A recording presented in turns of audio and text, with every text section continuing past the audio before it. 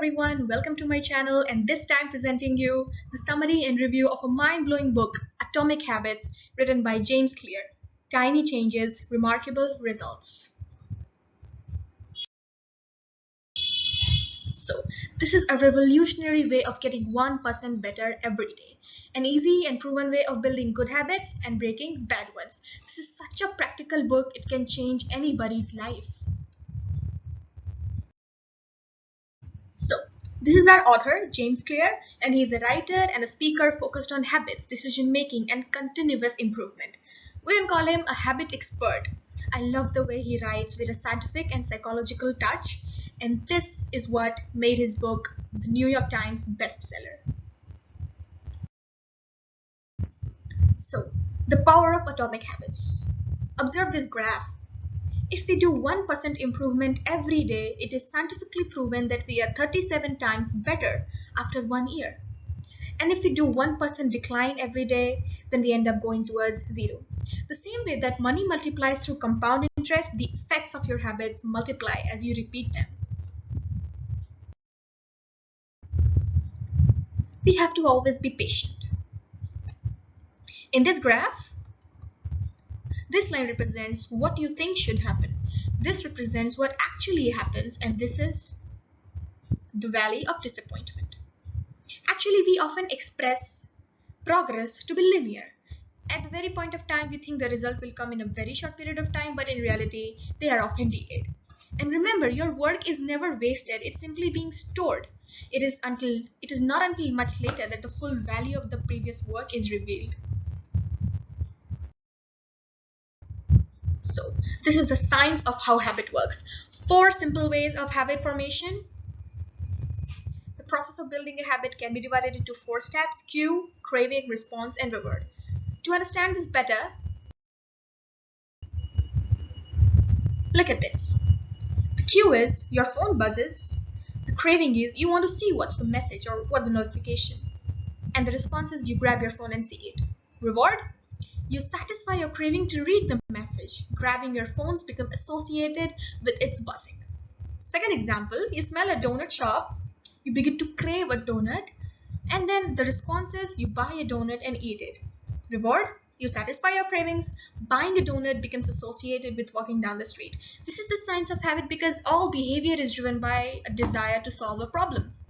For example, you are obese, you have a lot of belly fat, and you want to lose that, so you have to make a habit to exercise. So either way, the purpose of every habit is to solve the problem you face. This is the blockbuster 4 laws of behavior change. How to create a good habit? Make it obvious, make it attractive, make it easy, make it satisfying. And how to break a habit? You just have to do the inversion of all the laws. Make it invisible, make it unattractive, make it difficult, and make it unsatisfying. So and this book has a following techniques so that you can make things obvious, easy, satisfying, or whatever. This is really good. Make a habit scorecard. Actually, at a time, we are actually not aware of what are we doing every day. So this, making a habit scorecard, allows you to get to know that what do you do every day, what are your habits, and it gives you the chance to categorize your habits of how they will benefit you in the long run. For this exercise, first write down whatever you do from the morning to the bedtime, and then ask a question for every habit. Does this habit help me become the type of person I wish to be? And then rate them. Like this, you will be able to add new habits and delete the habits which are not useful for you. The first step is to make a habit scorecard. Another is habit stacking. This is one of my favorite and the most useful and practical thing. When it comes to building new habits, let's use the connectedness of the behaviors. One of the best ways to build a habit is to identify a correct habit from your scorecard and then stack a new behavior on top. This is the habit stacking formula. After current habit, I will do the new habit. For example, after I pour my cup of coffee each morning, I'll meditate for 2 minutes. So from the habit scorecard, we came to know that we pour our cup of coffee every day. So let's stack something on it and let's create a new habit. So simple and so smart.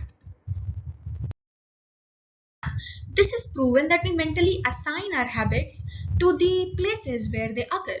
For example, like we only like to read our books in our bed, we only like to exercise in the gym. So that's how. So let's make our environment like that, that every habit we want to do is according to that. Environment design is powerful not only because it influences how we engage the world. Most people live in the world that others has created for them. But no, expose yourself to positive cues so that you can do whatever you want. It allows you to be the architect of your life. For example, just a simple thing, if you want to remember to take your medicine, you put a pill bottle in the bathroom faucet. So that whenever you go to the bathroom, you remember to take the medicine. Same way, if you want to make a habit of exercising, then just keep your mat, shoes and exercise pants in your living room so that you remember. And yes, in between every activity you do, this is a long journey to make a new habit. So walk slowly but never backwards. According to this graph, at point A, habit needs many repetitions.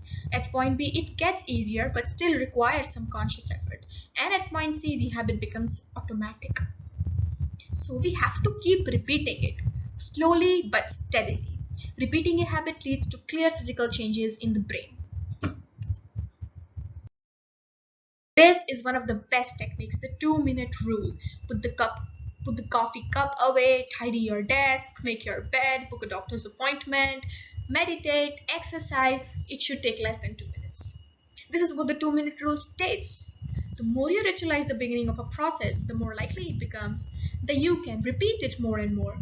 See, in the beginning, to create a new habit, it must be simple and it should take short time so that you find it really easy to do it. Okay, the thing is that without establishing, we start to make a habit better. But no, first let's establish it. First, let's establish it using the 2-minute rule, and then we'll make it better. First, we have to stick to only 2 minutes, then make it to 10 minutes, then 15 minutes. That's how you can slip into the state of deep focus that is required to do great things. This is how you can begin. This one's my favorite. I totally agree with it. The Goldilocks Rule. Boredom and failure are at the same level, but in between what comes, that is neither too hard nor too easy, that's the Goldilocks zone. Scientifically, the Goldilocks rule states that humans experience peak motivation when working on tasks that are right on their edge of their current abilities. The work you do, the habit you are trying to establish, should not be too difficult or too easy. It should be at the middle, the medium, so that you can do your best and perform your best while doing it. And one of the greatest threats to success is boredom, not failure. So, by the Goldilocks rule, in this way, you can stop your habit being bored after some time. Okay, so by this Goldilocks rule, you'll be able to do and perform every habit effortlessly. To conclude, till now we haven't discussed what actually a habit is. A routine or practice performed regularly, an automatic response to a specific craving and cue is called a habit. Secondly, as we repeat habits more and more, they become automatic without any effort. Habits plus deliberate practice is equal to mastery. And we actually do not do habits but change our identity. We do not do a habit but become that person we want to be through that habit. If I want to exercise, if I am making the habit of exercising, I'm actually becoming the person who exercises regularly. I'm actually not exercising, I'm becoming that kind of person. If I want to eat healthy always, I'm becoming a health conscious person. I am changing my identity. And lastly, never think too big. Start small. Things will become automatically easier and you will start loving it. Set goals which are correct for you. I mean, like if an athlete sets a goal which is not so useful for him, but he sets a goal to study for 6 hours a day, I don't think that's correct. You should set the goals which are useful for you, which you really want to do, and which will help you in the long run. And that should be neither too easy nor too difficult. Thank you everyone for watching this video. This review was too small to judge the entire book, so please go on, buy one and read it. By this book, I got to know more about the human brain, I got to know more about psychology, and I got to know that you can create habits without pushing yourself too hard and without thinking too big and revolutionary. You just have to think smart, you have to walk slowly, never backwards. You have to repeat your habits more and more. You have to follow the Goldilocks rule, the 2-minute rule, make a habit scorecard, and just stick to your habits. Thank you so much. If you like my video, please like and subscribe if you want more videos like this. Thank you. Bye.